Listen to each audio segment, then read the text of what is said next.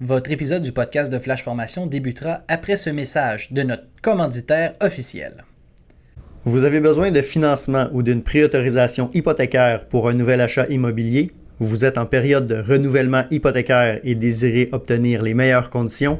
Contactez Francis Perrault-Varin, courtier hypothécaire Multiprêt Hypothèque, fier présentateur officiel de la saison 2 du podcast Flash Formation.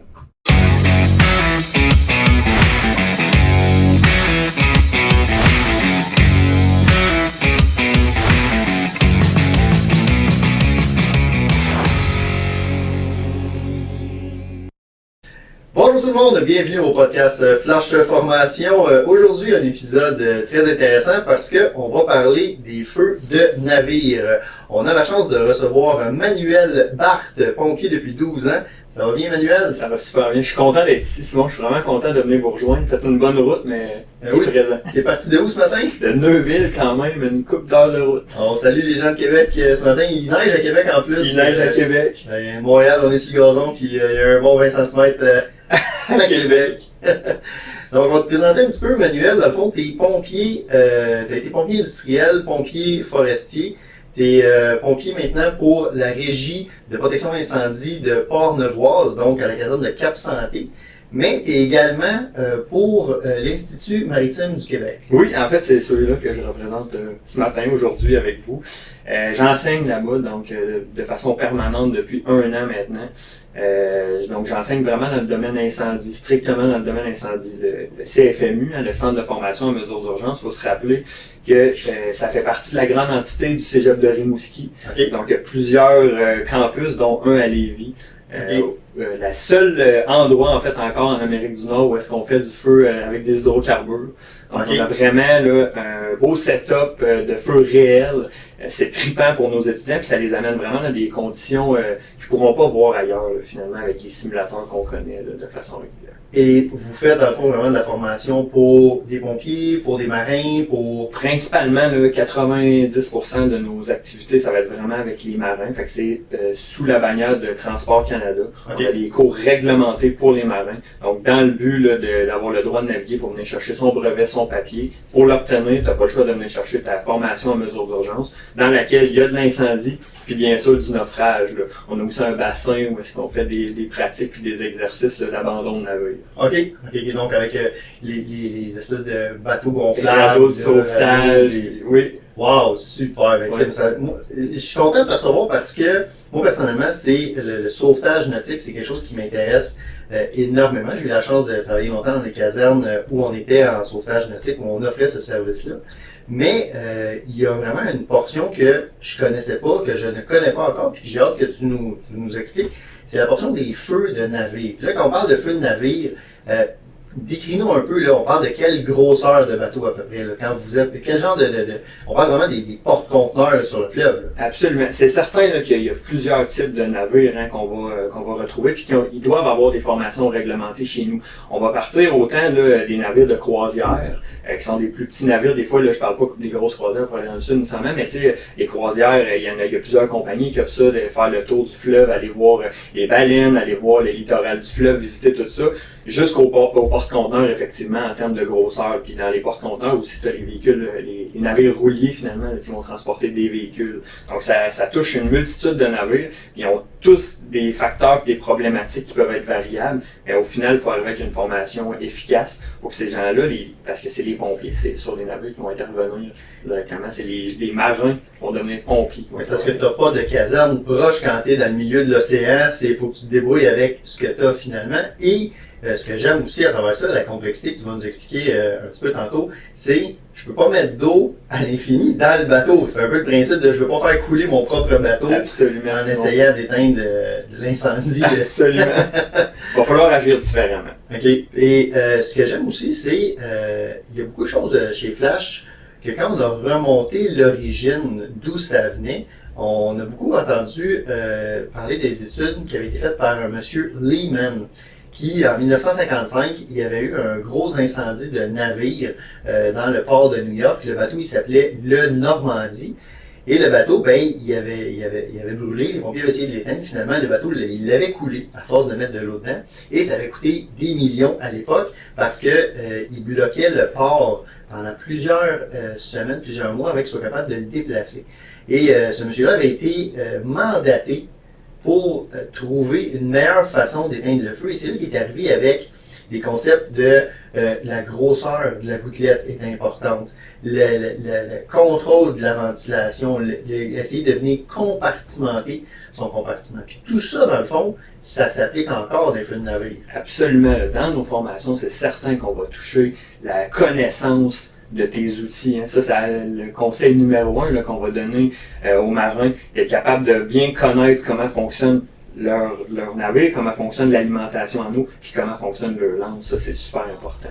Bien, dis-nous un peu, dans le fond, c'est quoi les moyens à la base de prévention qu'il y a sur un navire? Qu'est-ce qu'il y a comme moyen d'extinction, moyen y a-t-il des systèmes d'alarme? On va partir vraiment par la base. C'est certain qu'il y a un système d'alarme avec détection, station manuelle, comme on connaît là, dans les BGH, BG2, qui vont toucher là, différents facteurs de vérification, que ce soit une détection de fumée, que ce soit une détection de chaleur. Ça peut même être une détection là, au niveau des flammes aussi. Donc, dépendant de comment est monté le navire qui transporte des cargos, donc ou du vrac finalement, que ce soit des porte-conteneurs ou que ce soit du vrac, mais c'est là que les détections vont être variables. Donc c'est sûr qu'il y a un panneau d'alarme de ce côté-là. Mais la priorité, ça va être vraiment dans la formation des gens qui sont sur place, puis ils doivent faire une watch qu'on appelle en anglais une tournée régulière de leur navire, tout le temps s'assurer, un peu comme de la prévention, si tu veux toujours avoir une vigie sur le navire pour s'assurer qu'il n'y a pas de problématique là, en termes d'incendie ou quoi que ce soit là, qui est lié à un risque incendie. Puis, aux côtés des risques, justement, dans le navire, c'est parce qu'on ajoute des éléments, il y a des espaces clos, dans le fond, dans le navire, c'est comme tout le temps des feux de cave, dans le fond, mais à plusieurs niveaux, là. Absolument, il y a ça. Il y a ça qui est un enjeu, c'est certain. Puis il y a aussi, on ne se fera pas de cachette, il y a du transport de matières dangereuses qui est variable, qu'on vient mélanger tous ensemble. C'est sûr qu'il y a un plan de gestion qui est fait pour essayer de mélanger le moins possible les matières dangereuses sur le navire, comment on essaie de positionner ça, avoir des porte-conteneurs qui sont sécuritaires, etc. Mais ça reste qu'on transporte pas des matières dangereuses en grande quantité, en beaucoup plus grande quantité que ce qu'on aurait sur nos routes de façon régulière. À la place d'avoir un conteneur traîné par un camion, mais tu peux avoir des centaines de conteneurs. OK. Oui, ça a un impact là, qui est assez grand de ce côté. Fait que dans le fond, de tout l'aspect risque au niveau des incendies de navire, qu'est-ce que tu as d'autre comme particularité de risque dans un bateau? En particulier, tantôt t'en parlais, c'est un peu comme des espaces là, mais c'est la compartimentation.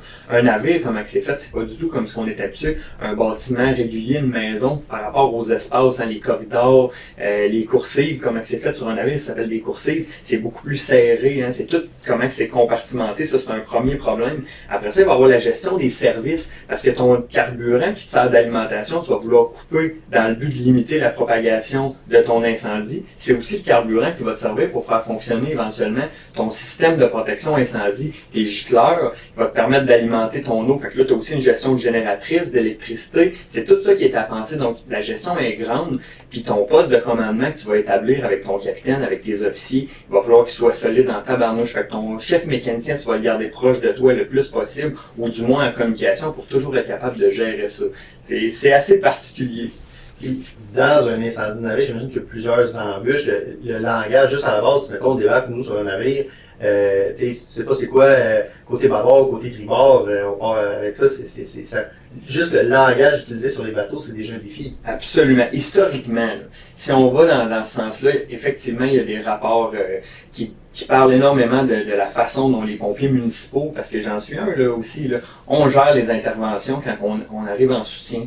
Puis il y a déjà arrivé des incendies sur certains navires où est-ce que les pompiers municipaux ils ont essayé de prendre le contrôle dans le but d'essayer d'aider. Finalement, ça le nuit parce qu'on est dans la compartimentation beaucoup plus par le refroidissement par l'extérieur que d'une attaque directe. Et effectivement, on vient rajouter à ça tout ce qui est du langage. Là, tu me parles de bâbord, tribord, mais ça va beaucoup plus loin que ça. Le nom des pièces, les emplacements, le type de pont, le nombre de ponts, c'est vraiment un langage qui est propre au navire. Ça, c'est encore si ça parle français sur le navire. Parce qu'on le sait qu'il y a beaucoup de travailleurs externes sur les navires, même sur les navires au Québec, même sur les navires au Canada, il y a des travailleurs de partout dans le monde qui peuvent se trouver sur le même navire. OK. Puis, de ce côté-là, tu parles de gestion d'intervention. C'est une question bête, mais qui gère l'intervention, tu sais, sur un navire dans le milieu? T'es-tu dans le territoire de la municipalité? Si on est dans le milieu du fleuve, on est, tu sais, c'est qui fait, à qui appartient l'intervention? On le sait, moi, plutôt, hein, qu'en termes d'incendie municipal, c'est toujours les pompiers qui prennent possession. On appelle ça une prise de possession, puis après ça, quand l'incendie est terminé ou l'enquête est faite, on redonne les clés. C'est pas du tout comme ça sur un navire, ça va vraiment être le capitaine qui va faire la gestion de son intervention, mais ça veut pas dire qu'il se fera pas aider. C'est de là, on va en parler tout à l'heure, mais c'est de là où est-ce que ça va être important d'établir un poste de commandement, où est-ce qu'on va aller chercher le plus de ressources disponibles, tout le monde à la même place, puis se parler, la communication, c'est la base. OK. Parle-nous de gestion d'intervention sur un navire. Comment est-ce que le bateau va gérer son intervention? Au niveau de sa propre gestion d'intervention, ça va être vraiment le fait que les marins ont un rôle d'appel qui est établi. Okay? Le rôle d'appel, là, on pourrait aller largement là-dedans, mais chacun a son rôle, chacun a sa tâche. Fait que ça part du déclenchement d'un alarme, puis il y a quelqu'un qui est responsable d'aller valider le déclenchement de l'alarme. Est-ce que c'est un alarme qui est fondé, non fondé? Pour éventuellement se rendre vers établir les différentes procédures qui sont liées avec le déclenchement de l'alarme, que ce soit de se rassembler au poste de rassemblement dans le but d'aller s'habiller à la caserne. Nous autres, on appelle ça la caserne sur un navire. Sur le navire. Okay. Un emplacement où est-ce qu'il va y avoir les habits de pompiers, puis après ça, déployer les équipes.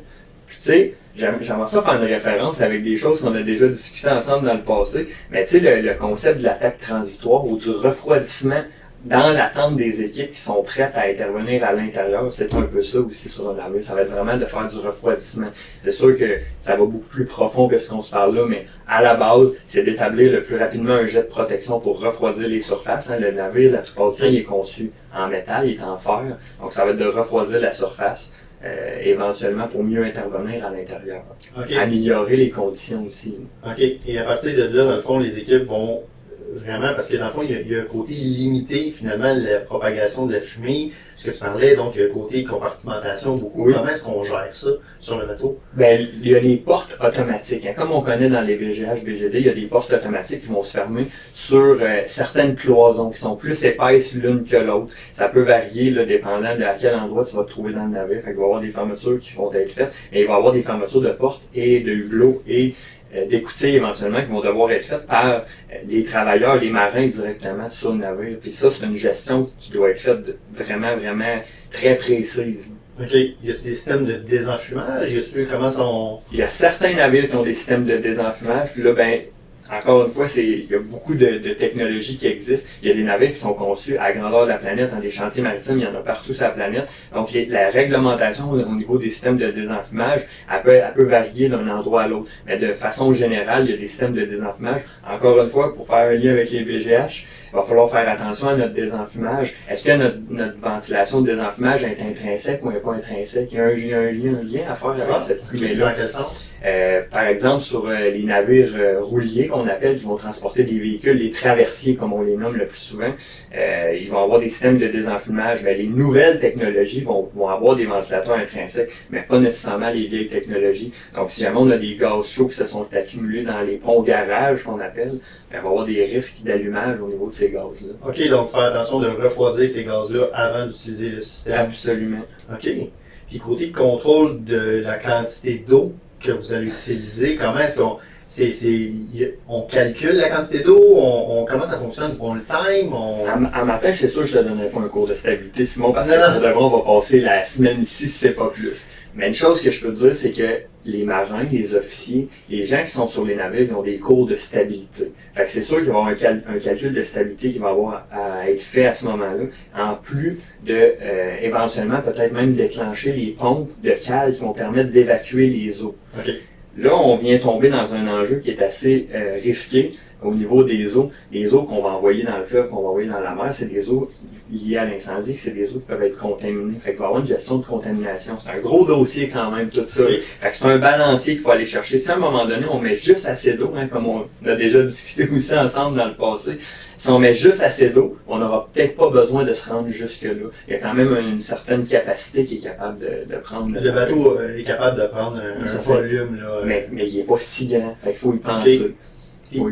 Dans le style de jet qui est utilisé, vous êtes avec du diffusé, avec du... Comment ça fonctionne? Principalement, c'est sûr qu'on va toujours opter vers le jet diffusé. Hein. Au niveau du jet cylindrique qu'on connaît, ça va être vraiment plus si on est en mode défensif, on pourrait dire, dans le but d'essayer éventuellement d'évacuer le navire, mais ça va être le jet diffusé qu'on va prioriser. La fine gouttelette qui prend son expansion, on est toujours en même place. Là-dessus, on n'a pas quitté cette théorie-là, puis on la tient vraiment mordicus. Là.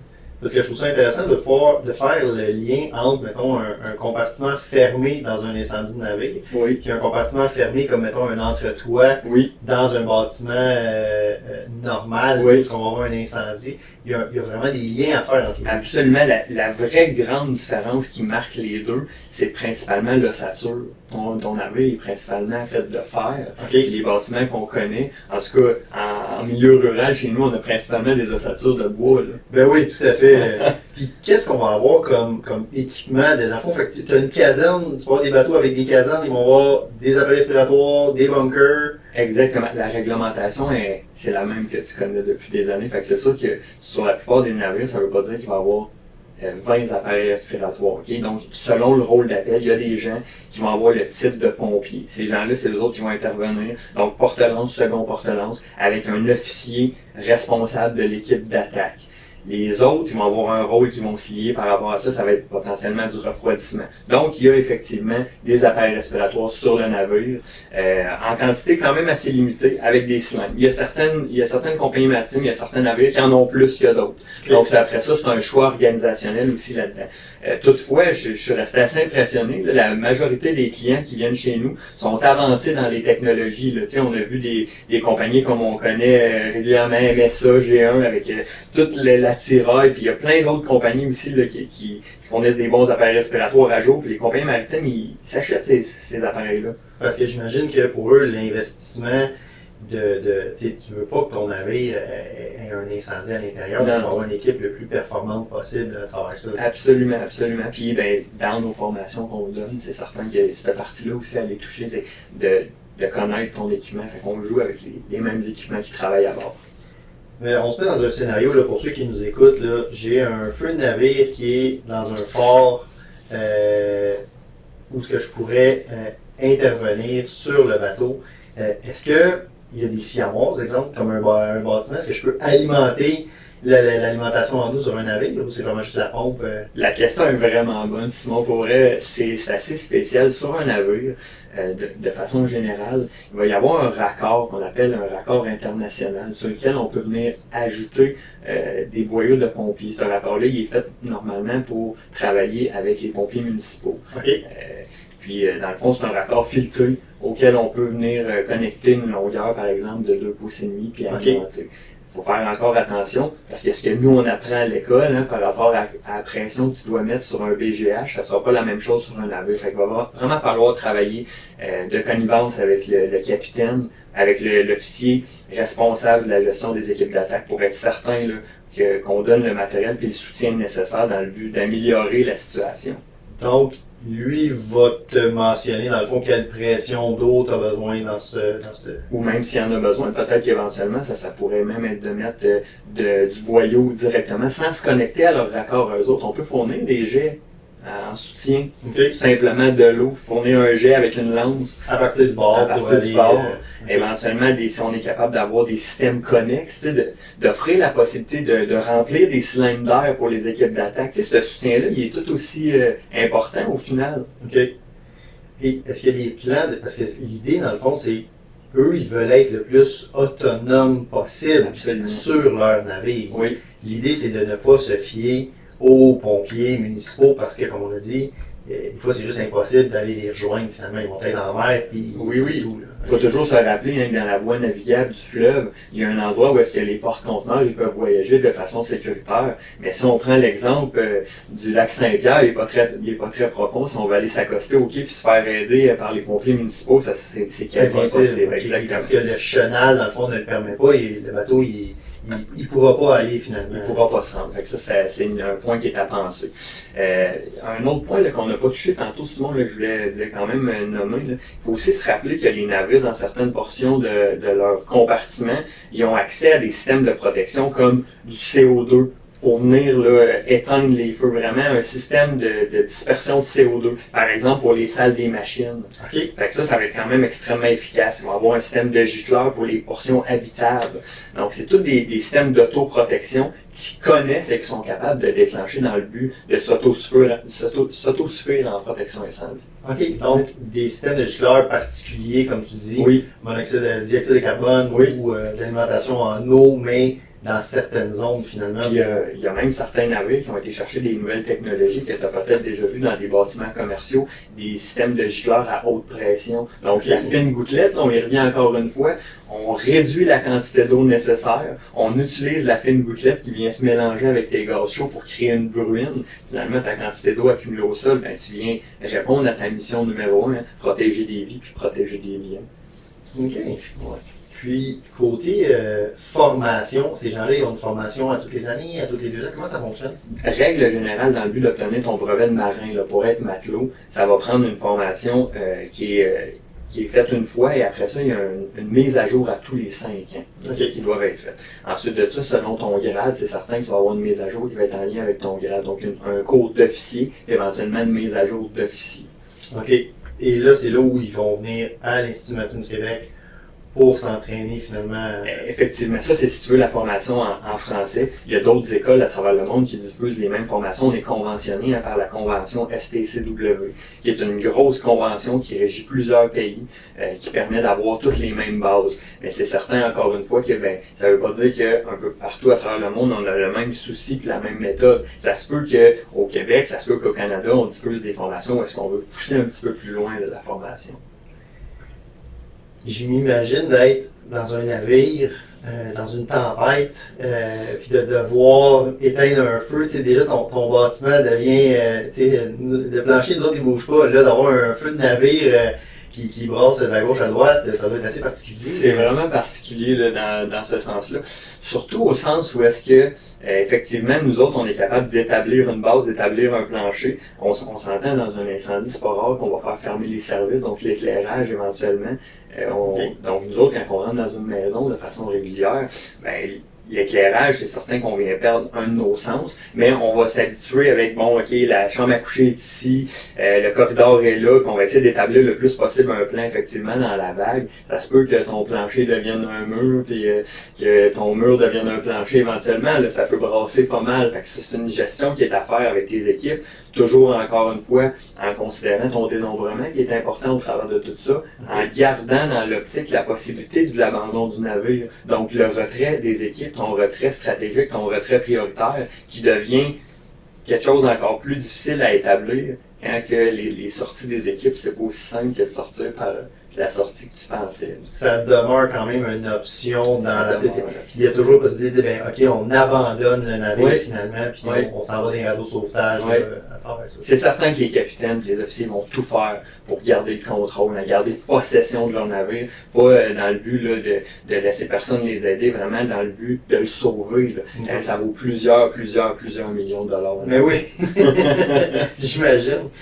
Et comment ça fonctionne avec la garde côtière? Comment ça fonctionne avec la gestion d'intervention qu'il y a à travers ça? Qu'est-ce qui est fait? Tu disais tantôt que c'est vraiment les capitaines qui demeurent les capitaines du navire, finalement. Absolument. Donc, c'est certain que quand il y a un navire qui est en problème, il va y avoir un appel qui va être fait aux autres navires qui sont proches, que ce soit le groupe Océan, que ce soit, dans le jargon, eux autres appellent ça les TOG, les navires qui vont être capables de remorquer, les navires remorqueurs, eux autres qui ont des pompes, sont capables de faire de l'arrosage. Ensuite de ça, la garde côtière, ils ont des équipes de soutien, des équipes formées dans le but d'aider, des hélicoptères pour aider dans le soutien, que ce soit sur le combat incendie ou sur l'évacuation des gens sur le navire. C'est toutes des possibilités. Mais là, il y a un facteur qui est la distance par rapport à ton navire.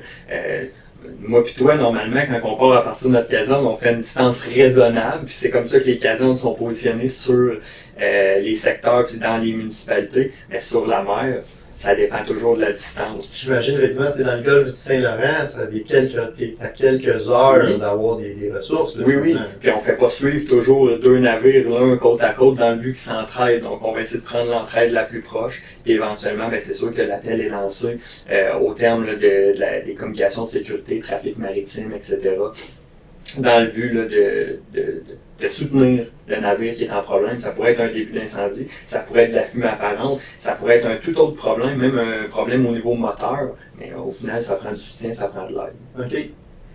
Si on essaie de faire le lien avec les feux de bâtiment, au niveau des conditions atmosphériques, au niveau du vent, tout ça, est-ce que les marins sont formés sur les wind-driven fires, est-ce que vous considérez ça dans votre attaque d'incendie, le sens du vent, ou c'est plus ou moins vu que... À la base, c'est certain que les marins, ils considèrent ça.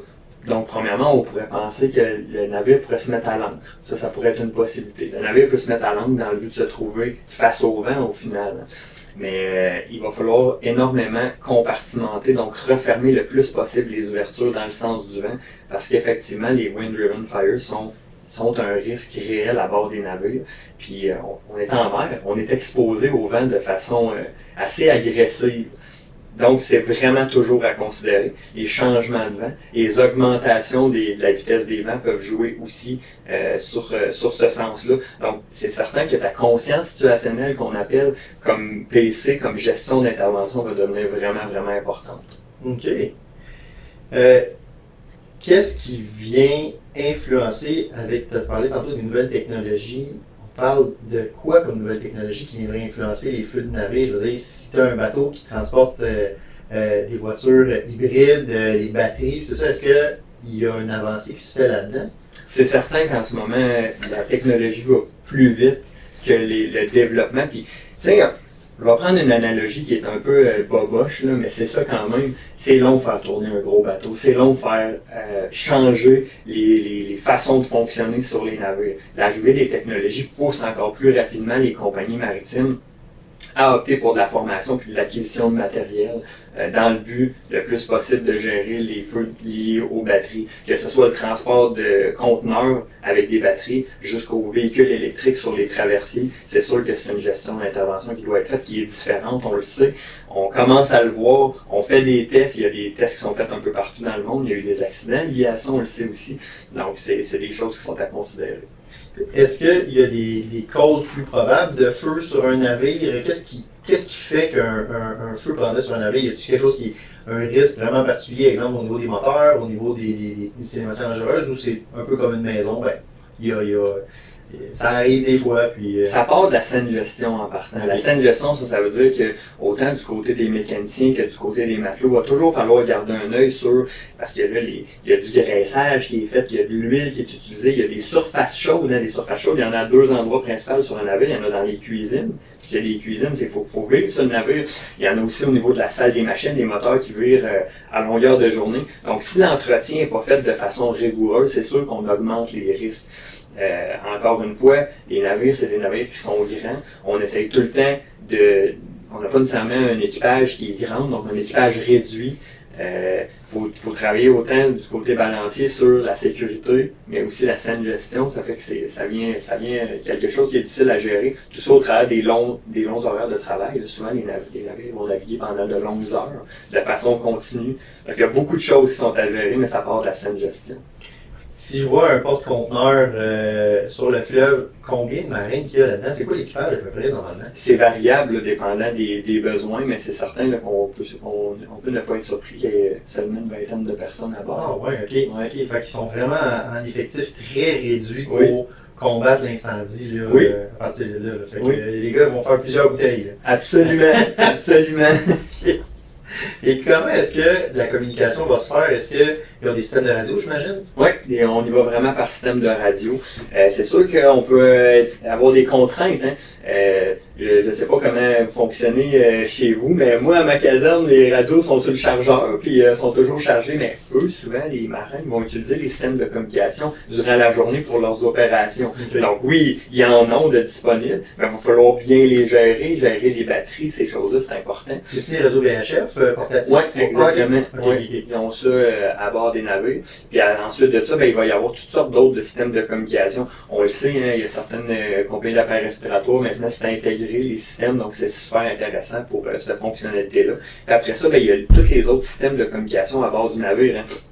On parle du système d'adresse publique, on pourrait même utiliser les téléphones. Tu sais, dans la salle des machines, ils ont des téléphones. On peut utiliser le téléphone pour parler avec le capitaine si les conditions le permettent, puis qu'il y a encore une ligne qui n'est pas brûlée, on est capable de parler là, directement avec le capitaine à s'attimonner à son poste de pilotage. Fait que directement avec ça, ça va permettre la communication.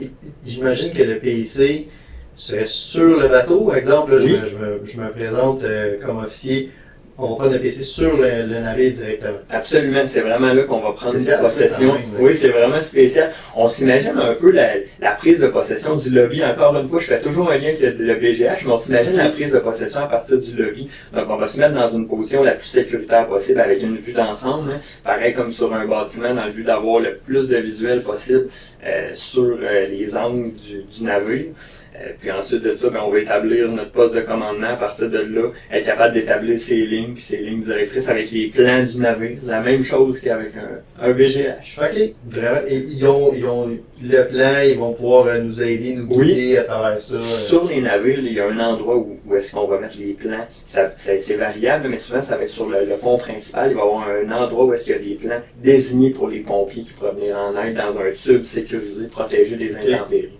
Wow, Colin, c'est vraiment intéressant, Oui. Emmanuel. Je te dis, c'est un monde qu'on ne connaît pas du tout. Puis je trouve ça vraiment intéressant de pouvoir faire le lien, comme je te dis, entre les deux, de dire, ben, on veut limiter la quantité d'air, on veut limiter la quantité d'eau, on veut pouvoir utiliser des gouttelettes plus fines. Est-ce que c'est des lances, des genres pyrolances ou quel genre de lance qui est utilisé? On est-tu rendu là sur les navires? Pas du tout. On est vraiment avec l'ancienne méthode. Donc, les lances, comme on a connu le type cabinet incendie, voire des lances en brasse. Mais on va vraiment opter vers le jet diffusé quand même, puis l'application d'eau. Donc, c'est là que ça va être important d'utiliser les bonnes lances. Toutefois, il y a quand même des compagnies maritimes qui se sont informées, qui ont même déjà appelé chez vous, qui ont déjà collaboré avec vous, qui sont allés chercher des outils un petit peu plus avancés dans les technologies là, qui se sont développées. OK. Ouais. Génial. Ben, écoute, Manuel, c'était super intéressant. J'espère qu'à la maison, vous avez appris sur les feux de navire comme moi. Institut maritime du Québec, Oui, si on veut suivre la formation, comment ça fonctionne? absolument. Donc, en ce moment, il y a une formation qui vient d'être développée, hein, qui est pour les incendies navires avec les pompiers à terre. Donc, vous avez juste à communiquer faire communiquer votre service incendie directement avec l'école dans le but là, de prévoir une séance de formation. C'est toujours une formation qui est en approche pour commencer à comprendre le jargon maritime et éventuellement être capable de mieux fonctionner avec les navires qu'on a dans notre secteur. OK. Ouais. Donc, Manuel, merci beaucoup d'avoir fait la route ce matin, de venir nous parler de ces feux de navire-là. C'est super intéressant. En tout cas, moi, j'ai trouvé ça hyper intéressant. Formation pour les pompiers, donc disponible au centre de formation de mesures d'urgence de l'Institut maritime du Québec. Exact. Super, on trouve les informations sur le site internet, j'imagine. Oui, absolument. Puis vous pouvez appeler. Ça va nous faire un plaisir de répondre à toutes vos questions puis vous enligner sur la bonne formation directement liée à vos besoins. Ah ben génial, excellent. Ben, merci beaucoup tout le monde. À la semaine prochaine pour un autre épisode du podcast de Flash Formation. Cet épisode vous a été présenté par Francis Perrault-Varin, courtier hypothécaire Multiprêt Hypothèque, présentateur officiel de la saison 2 du podcast de Flash Formation.